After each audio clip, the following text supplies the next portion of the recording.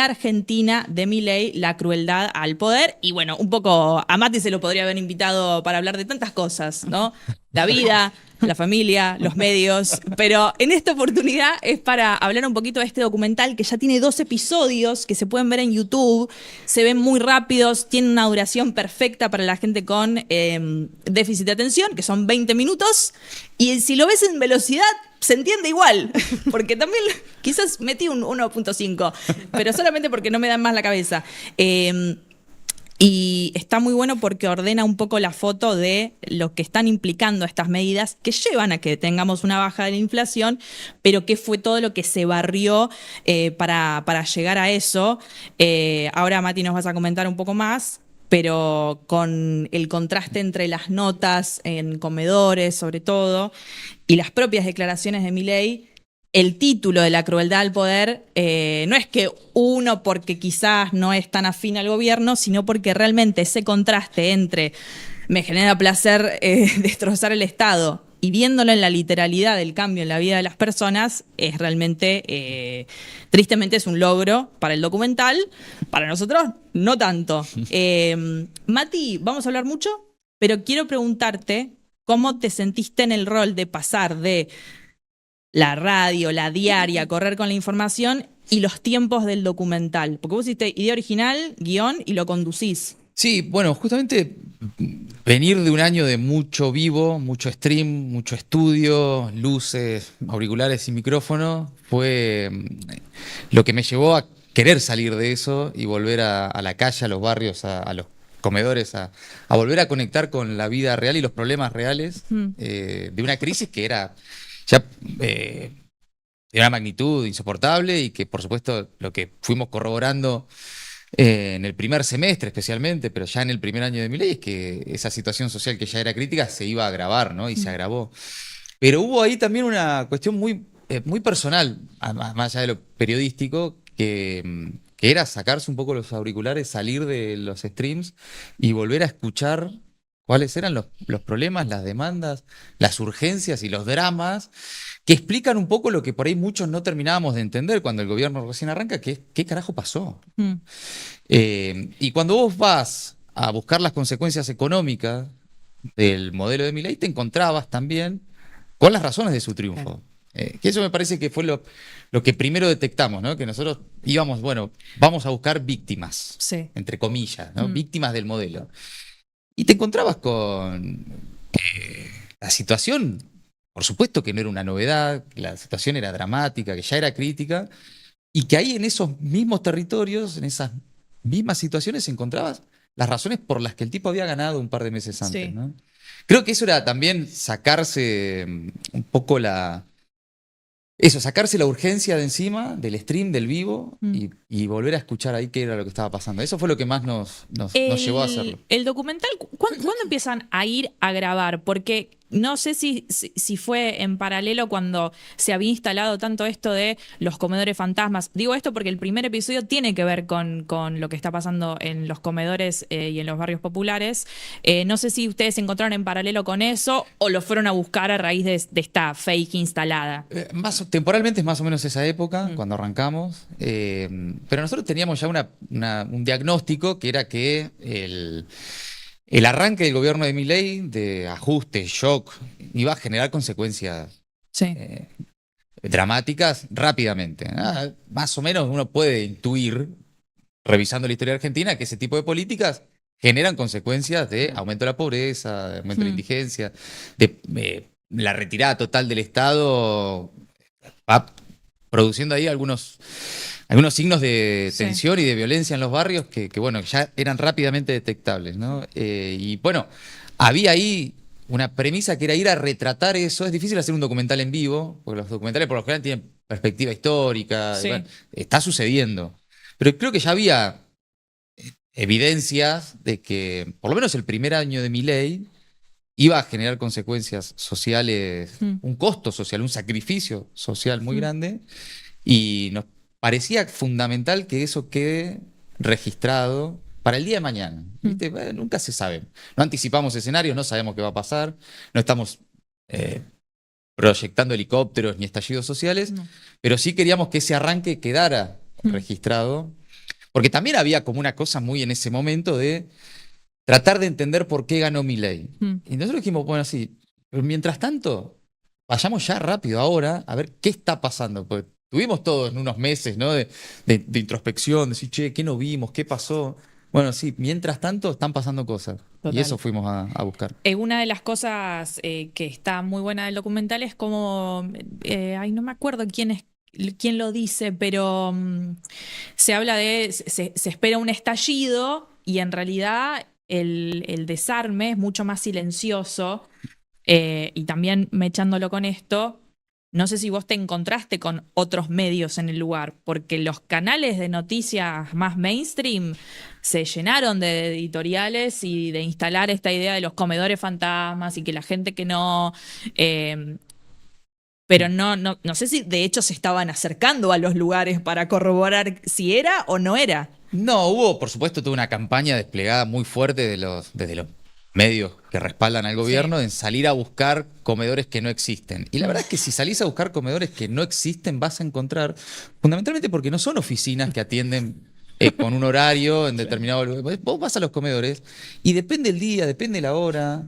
Abren a veces los lunes, miércoles y viernes, otros abren martes y jueves, otros abren a la mañana para almorzar, otros abren a la tarde para darle de merendar a los pibes. Entonces no es que vos llegás y decís, está cerrado. Bueno, capaz que está cerrado martes y jueves. Funciona otros días, funciona en otros momentos, funciona cuando tienen comida. Sí. Entonces en esa búsqueda encontraron efectivamente comedores que en ese momento en el que llegó la cámara no estaba funcionando. Sí, lógico, si ibas al día siguiente capaz que estaba. Es una trampa. Entonces había una trampa ahí. Nosotros lo que queríamos en realidad era mostrar que sí, que están, y no solo que están, sino que si no fuera por esa red comunitaria de organizaciones sociales, iglesias, militantes barriales y las propias comunidades de esos territorios, la situación sería muchísimo peor, ¿no? Perdón, ahí te dejo, Gise. Uno de los contrastes que está bueno en el primer episodio es la frase de Milei de, bueno, si la gente está por morir de hambre, algo van a hacer, lo van a solucionar de alguna manera, no tiene que venir el Estado. Y son las imágenes de los comedores los que estaban ahí, se estaban ocupando. Hay algo que en el gobierno se repite, y si no me equivoco lo dijo anoche Milei, la palabra sacrificio, esta cosa de que el pueblo argentino está haciendo un sacrificio en pos de este equilibrio fiscal, la macroeconomía. Hay una frase que yo se la escuché varias veces a José Luis Espert cuando hay estos errores con los comedores fantasmas, esto de que a veces pagan justos por pecadores. Claro. ¿Qué te pasó a vos en términos personales y como periodista cuando le pones una cara, una historia a esto, a la persona que está haciendo el sacrificio o a la persona que justo por pecador, bueno, soy un comedor, funciono? ¿Qué te pasa a vos con esas historias cuando ya dejan de ser un número? No, en principio lo que encontrás ahí son personas con una profunda vocación de servir, ¿viste? Mujeres especialmente en los comedores, dándole de morfar a los chiquitos del barrio, ¿no? Sí. Y vos ves en sus caras, en sus testimonios, el dolor de cuando tienen que decirles que no hay, ¿no? Hay uno de esos testimonios en uno de los comedores que recorrimos en la provincia de Santa Fe también, y la verdad es que, bueno, lo que encontrás ahí es una sociedad que ya está atravesando sacrificios desde hace rato, digamos. Por eso digo, no es que vos llegás ahí y decís qué barbaridad, cómo todo empezó a empeorar desde diciembre del año pasado, ¿no? Entonces, esos comedores existían, esos barrios ya fueron sacrificados, abandonados por la política, por el Estado, por distintas razones, de distintas formas, por incapacidad o porque es parte a veces del plan. Pero lo que encontrás ahí es que a pesar de todo están, ¿viste? Y ven en la tele que los tratan de fantasmas, de que no existen, y verificás ahí el dolor humano que eso genera. Yo creo que a veces, no solo la política, sino los medios, el periodismo en general, se alejó de las historias reales, ¿no? Entonces, está todo muy atravesado por los problemas de la política. Ese también era uno de los diagnósticos que teníamos para volver a acercarnos, a escuchar, que era que no solo la política se había alejado de la sociedad y los problemas urgentes y reales de las personas, sino también los medios. Como mucho, te ponen un móvil en la calle para preguntar a la gente qué piensa de tal cosa, ¿no? Pero la experiencia de ir al lugar donde las cosas suceden es distinta, y de todas formas, incluso haciéndole el mayor de los esfuerzos por comprenderlo, hay una experiencia corporal de la crisis que si no la vivís no la terminás de entender tampoco. Nos pasa a nosotros. Nosotros llegamos a fin de mes, comemos todos los días, nos bañamos con agua caliente. Vas, escuchás estos testimonios, crees que lo entendés, pero hay algo en el cuerpo que la crisis deja que es difícil de trasladar, ¿no? El hambre. Sí, el hambre, la angustia de llegar a la noche y tener que decirle al pibe de 5 años que hoy no se come porque, bueno, es mañana y vemos. Entonces, esos testimonios, esas historias, lo que en definitiva esperamos con el documental que genere es que hay una vida real, ¿no? Sucediendo en el que los problemas son los mismos siempre, en paralelo a una agenda mediática intensa, tuitera, no solo del gobierno, sino de todos en general, nosotros mismos. Por eso decía la locura del vivo permanente, de el minuto a minuto, lo que es tema a la mañana es viejo a la tarde. Y vos decís, no es así. Los problemas reales son los mismos todos los días, que es cómo llegar a fin de mes, cómo conseguir un bondi que te lleve al laburo. Y cuando conectás con eso, después es muy difícil volver a conectar con la pelotudez de todos los días. Con la ¿viste? rosca. Con la rosca. A mí me pasaba un poco viendo el documental que quizás es una trampa intentar explicar la crueldad, pero cuando hablan las mujeres en los comedores, creo que hay una que está revolviendo una olla con ravioles, diciendo, a ver si ellos pueden hacer una comida sin comida, ¿no? Claro. O sea, que vengan a revolver acá, o sea, que se acerquen. Y digo esto porque en el documental se plasma de forma, o sea, van a la fuente, van a lo real, y en contraposición con las declaraciones de Milei en tantos lugares, si la gente se estuviera muriendo de hambre, si la gente no tuviera para comer, ya se estaría muriendo. Y digo, me pregunto hasta dónde se puede tirar de ese hilo de tanta crueldad sin que suceda nada. Y claro, como venimos en ciclos de tanto empobrecimiento sistemático, también entiendo que pase esto, que la gente diga, bueno, pero esto no fue por Milei solamente, es todos los que vinieron atrás. Y como pareciera que no hay consecuencia sobre el hambre, porque no pasa absolutamente nada, no sé cuánto más se puede profundizar. Y ahí también quiero hacer la conexión con el segundo capítulo, que ahí ya hablan de la industria y todo lo que se rompe cuando Villa Constitución es Sí, donde sí. de la fábrica de Acindar, que Acindar. es bueno, la ciudad del acero, es Villa Constitución, Sí. conocida con la ciudad del acero por la producción de acero, realmente para la obra pública y demás, bueno, y la parálisis total de la crisis. Sí, en los 2 capítulos hay, en el primero, la situación social, comedores y más, y en el segundo, trabajadores y jubilados, Sí. que son los que rápidamente verificaron que eran parte de la casta que iba a pagar el ajuste, ¿no? Que ahí sí hay una trampa en el discurso de Milei, ¿no? Que sostiene todavía que el sacrificio lo están pagando los políticos o las castas, vaya uno a saber también qué es casta según el día, Sí. ¿viste? Pero me parece que también un objetivo que tratamos de retratar es que la casta es esa, de vuelta. Que el sacrificio es de vuelta en lo mismo de siempre, y que no hay una audacia política. Ni creatividad.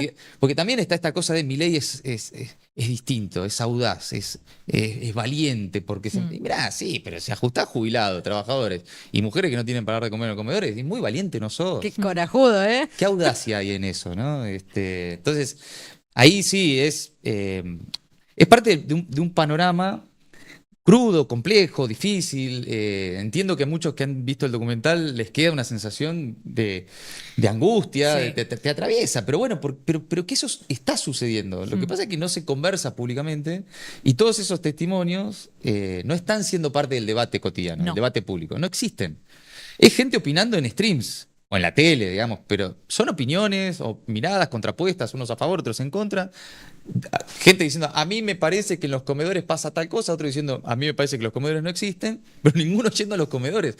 No hay magia en lo que hicimos. Es básico, es ir, escuchar, volver a poner el oído en ese lugar y tratar de entender, ¿no? El otro día nos trenzamos acá después, fuera del programa, en una charla interminable y la movilización en Argentina. Siempre hablamos que Argentina tiene una tradición de salir a la calle y algo que estamos viendo este año es cierta apatía que, bueno, según el día yo la pienso de una forma distinta. Vos que estuviste produciendo esto, que habla de esto, los sectores más golpeados por este modelo.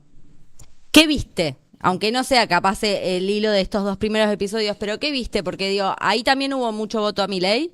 Sí, claro, sí. ¿Qué viste? ¿Que hay esperanza, que hay aguante, que hay desmovilización por la urgencia de resolver la diaria? ¿Con qué te quedaste? No, hay de todo, porque el fenómeno Milei en ese sentido es bien complejo, Sí. atraviesa todos los sectores sociales, territorialmente, no es un fenómeno solamente del AMBA, más bien No. lo contrario, especialmente un fenómeno que surge de las provincias y que atraviesa sectores, que surge especialmente primero en las villas porteñas, es donde se empieza a ver. Y ahí estaba pasando algo en serio. Cuando el tipo se convierte en diputado, gana especialmente en las villas y en los barrios del sur de la ciudad, no en Recoleta, Palermo y Barrio Norte. Pero ahí vos decías, che, acá empieza a haber una conexión en los sectores que por ahí históricamente se identifican con el peronismo, Sí. que no fue para el peronismo una señal de alerta. No, se ve que no. Se ve que no la vieron. Y entonces, lo que se observa en esos lugares es que el hartazgo viene de hace rato, ¿no? Y que bueno, Milei es un poco la explicación del sistema político en crisis, atravesado por discusiones muy endogámicas, la política hablando de los problemas de los políticos hablando de los problemas de los políticos, y generó que un montón de gente diga, bueno, este está enojado con la política y los políticos, yo también. Es como una síntesis muy a trazo grueso, pero eso lo detectás en los barrios. Ahí está. Gente pobre que vota a un tipo que objetivamente les está ajustando lo poco que tienen en su vida cotidiana, vos decís, bueno, ¿cómo se explica? Bueno, se explica porque es parte del mismo hartazgo, de la misma tensión, de arrastre, y al mismo tiempo te encontrás con toda esa red comunitaria que sostiene, que refuerza la voluntad diaria. Entonces, está todo al mismo tiempo. Después, la dinámica de las movilizaciones, me parece que eso responde más a la política lógica de la política, a la lógica organizacional de la política. Sí, al mismo tiempo hay una bronca, hay un descontento. Empieza a haber sectores que no sé si se desilusionan o se arrepienten, pero que empiezan a verificar que el ajuste les está pegando en el cuerpo y que no era esa la promesa. Lo que no sé es hacia dónde va eso, ese nuevo descontento, cuando ya venís de varios gobiernos que fracasaron, cuando ya venís de una crisis del sistema político, ¿hacia dónde puede ir un nuevo descontento? Sí.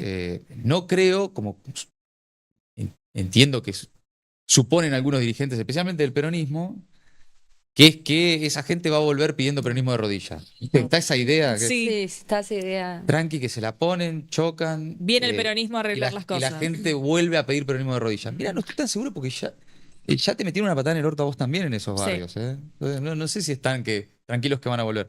Pero hay una implosión, hay una descomposición del tejido, no hay una... Me parece que el que está esperando estallido, Plaza de Mayo llena, helicóptero, eso no. movilización en las calles para que el gobierno se vaya, ¿viste esta cosa? Sí. Que es medio una fantasía. No, me parece que no. Lo que se ve es implosión, una cosa más silenciosa, una descomposición, el avance del narco en los barrios, el avance de las violencias, todo más asordinado, ¿no? Como más encapsulado. No es parte de eso de la discusión. Y yo no sé eso hacia dónde va. Sí. Eso del narcotráfico que cuentan ustedes, y no sé si lo podés contar un poquito por si alguien todavía no lo ve, a mí me heló digo, no es nada que capaz uno no pueda imaginarse, pero otra cosa es cuando te ponen una cámara, che, esto está pasando acá. Sí, sí. De vuelta no es un fenómeno nuevo, el narcotráfico en los barrios. Sí es novedoso con la llegada de Milei, esto por los testimonios que pudimos escuchar de todos, de mujeres en los comedores, del cura Paco de Bedia en su parroquia, o de los propios vecinos con los que hablás, al aire o fuera del aire, que es la retirada total y absoluta del Estado deja un hueco que ocupa el narco. No es que el Estado se retira y queda ahí el espacio vacío, ¿no? Eso lo ocupa el narcotráfico. Claro. Y lo ocupa de la manera en la que lo ocupaba el Estado. haciendo entre comillas, benefactor. Yo creo que se entienda lo que estoy diciendo, ¿no? Sí, Sí, claro. no es una dádiva. No es pero empieza el narco a laburar en esos barrios de una manera muy, muy de generar capilaridad, Mm. que es de integrarse ya a la vida comunitaria, no con la tensión que por ahí se observaba, que era, ¿viste? La tensión entre el vecino y el narco, o el que caía en el narco, los pibitos, los famosos soldaditos y qué sé yo, sino más una cosa de el narco bajando un camión de comida en los comedores que dejaron de recibir alimentos del Estado, pagando fiesta de 15, comprándole las zapatillas a los pibes. Si el club del barrio tiene que viajar a un encuentro de fútbol en otra provincia, y bueno, capaz que el que paga el viaje es el narco. Entonces, la relación que se empieza a generar en esos barrios, en esos territorios con el narcotráfico es distinta. Distinta. Todos, salvando las enormes diferencias y distancias, piensan en Pablo Escobar, Claro. que hacía Sí. hospitales, escuelas. Bueno, la dinámica, salvando la distancia, la dinámica es esa, la de empezar a generar ahí un tejido propio. Y no es que el día de mañana, vamos a suponer, cambia el gobierno y viene el Estado presente. Y llega el Estado de esos barrios y dice, che, Ahora discúlpame, estoy yo justo me había ido. Volví. ¿Puedo volver? No, Aparezco. ahí va a haber tensión, va a haber violencia, va a haber conflicto. Sí. Y bueno, ahí me parece que hay uno de los principales desafíos por fuera de la rosquita y de la política y del día a día, a futuro, complejo para resolver. Una cosa, sí en el documental se menciona un incremento en el consumo de drogas Sí, en sí. los Todas chicos. todas las mujeres de los comedores, todas las que conocen la realidad de sus calles y de sus Sí. barrios, te dicen que sí, que está no solo aumentando el consumo, sino bajando el promedio de edad. Lo dicen con mucho dolor porque son sus pibes, ¿viste? Entonces, sí, eso es parte de la descomposición silenciosa, ¿no? Eso de lo que estábamos charlando. Y ahí sí también es un panorama.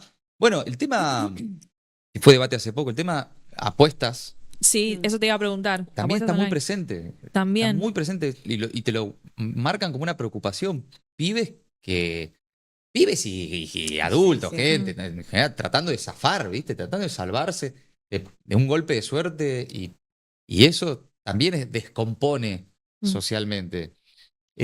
Hay organizaciones sociales que vienen advirtiendo esto, Sí. como el descontrol del juego ilegal, ni siquiera de las aplicaciones por ahí más conocidas, pero de la timba ilegal. El que financia hoy en los barrios es el narco o es el timbero, Sí. que te financia para poder pagar la luz, llenar la heladera, comprarle guardapolvos a los pibes. Y eso, bueno, genera... No podés culpar al que no tiene nada de que acepte esa ayuda. ¿Cómo vas a culpar a la señora del comedor que tiene una fila de pibes que si no, no comen y cae el narco y le baja un camión de comida? ¿Qué le vas a decir? Adelante.